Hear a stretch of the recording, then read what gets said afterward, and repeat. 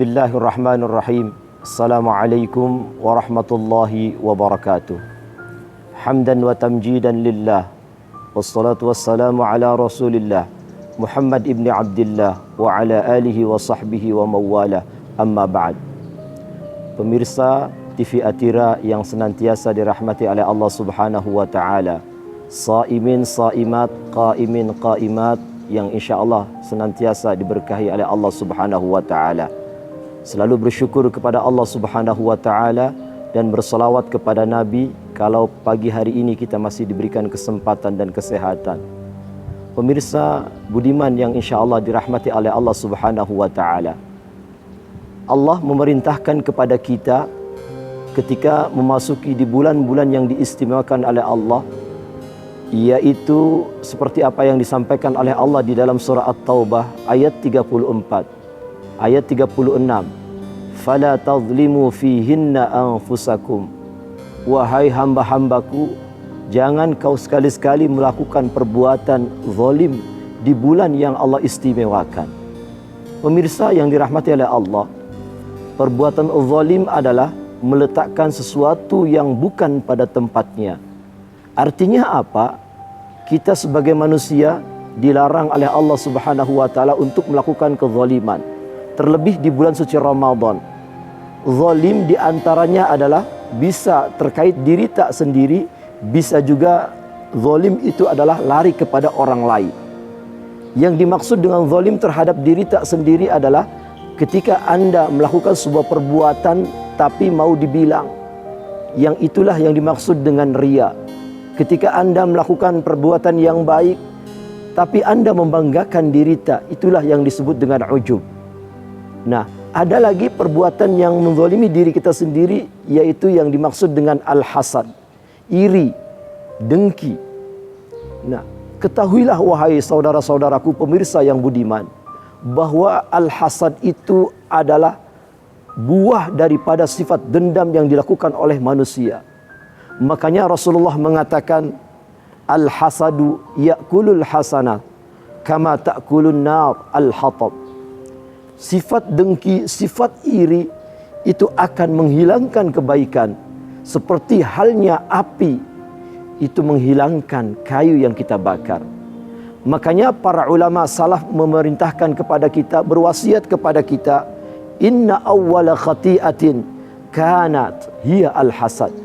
Sesungguhnya induk daripada sebuah kesalahan, induk sebuah daripada dosa yang dilakukan oleh manusia ketika dirinya adalah melakukan sebuah kebaikan, atau ketika dirinya selalu hasud, selalu iri kepada orang lain. Ini dicontohkan oleh iblis la'natullahi alaih kepada Nabi Adam alaihi salam. Ketika Nabi Adam selalu diberikan kenikmatan, dia iri, dia dengki, dia hasud dan seterusnya. Sehingga timbullah sebuah kemaksiatan, timbullah sebuah kedurhakaan, sehingga iblis pun tidak menerima dari apa yang diperintahkan oleh Allah, yaitu tunduk kepada Nabi Adam ataupun sujud kepada Nabi Adam alaihi salam. Iblis mengatakan, ana khairum minhu, khalaqtani min nar wa khalaqtahu min turab. Iblis mengatakan, gue diciptakan dari api, sedangkan Adam hanya diciptakan dari tanah. Oleh karena hadirin yang berbahagia, hindari sifat hasad, hindari sifat iri, dengki, karena itu adalah induk daripada sebuah kejahatan. Imam Ghazali mengatakan, sebab daripada orang itu melakukan sebuah kehasudan karena dia tidak menerima kenikmatan yang diberikan oleh orang. Bahkan dia berusaha untuk menghilangkan kenikmatan dari orang yang diberikan kenikmatan oleh Allah Subhanahu wa taala. Ini adalah sebuah kejahatan bagi orang yang selalu hasud, iri, dengki. Orang yang dikasih kenikmatan, dia yang pusing. Orang yang diberikan keagungan, dia yang lebih tidak rela dari kenikmatan yang Allah berikan kepada orang itu.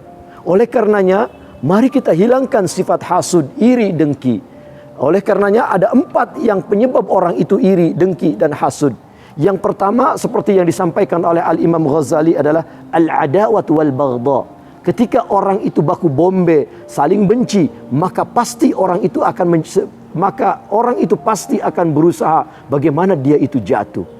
Yang kedua, penyebab daripada iri dengki adalah at-ta'azzuz, merasa dirinya paling mulia daripada orang lain, merasa dirinya paling hebat daripada orang lain. Yang ketiga, hubbur riyasa. Sebab daripada iri dengki adalah ketika orang itu suka dengan jabatan, suka dengan kekuasaan, maka dia bagaimana membenci, memprovokasi orang untuk orang itu jatuh. Kemudian yang terakhir adalah khubthun nafsi, jelek hatinya. Maka kalau ada 4 faktor dalam diri orang, itulah penyebab daripada iri dan dengki. Oleh karenanya di penghujung kultum pada kesempatan yang berbahagia ini, mari kita sama-sama introspeksi diri, muhasabatun nafas, supaya apa yang kita lakukan itu betul-betul murni, betul-betul ikhlas karena Allah Subhanahu wa taala. Aqulu qouli hadza wastaghfiru innahu wal ghafurur rahim. Wassalamualaikum warahmatullahi wabarakatuh.